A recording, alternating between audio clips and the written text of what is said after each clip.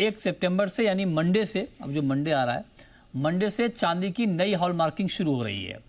अब इस नई हॉलमार्किंग में क्या कुछ खास होगा, इसमें क्या क्या नया बदलाव होने वाला है, इस पर हमारे साथ BIS की डिप्टी DG चित्रा गुप्ता जुड़ी हैं।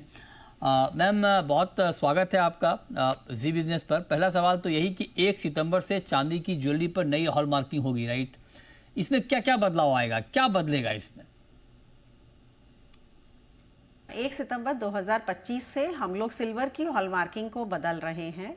2005 में जो हमने स्कीम शुरू की थी सिल्वर की हॉलमार्किंग की वॉलंटरी बेसिस पे, उस पे जो हमारे मार्क होते थे वो मार्क होता था BIS का लोगो विद साथ में सिल्वर लिखा होता था, सिल्वर की प्योरिटी होती थी, ज्वेलर का लोगो होता था और AHC सेंटर जिसने उसको टेस्ट किया है उसका लोगो होता था। अब हमने 1 सितंबर से जो हम लोग ये मार्किंग में चेंज किए हैं, ये हम इसको गोल्ड की हॉलमार्किंग के हिसाब से ही कर दिए हैं, जिसमें अब गोल्ड की तरह इसमें सिर्फ 3 मार्क होंगे।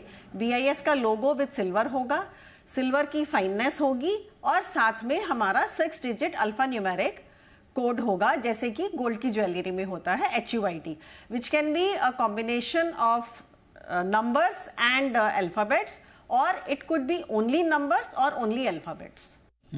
ये बहुत इंपॉर्टेंट है। लेकिन क्या उन सभी जगहों पर हॉलमार्किंग की नई व्यवस्था लागू होगी जहां पर ऑलरेडी हॉलमार्किंग है, मौजूदा हॉलमार्किंग है? मैम, हमारी सिल्वर की हॉलमार्किंग अभी वॉलंटरी बेसिस पे है, तो कोई भी ज्वेलर पैन इंडिया कहीं पर भी अगर सिल्वर को हॉलमार्क कराना चाहता है तो वो करा सकते हैं।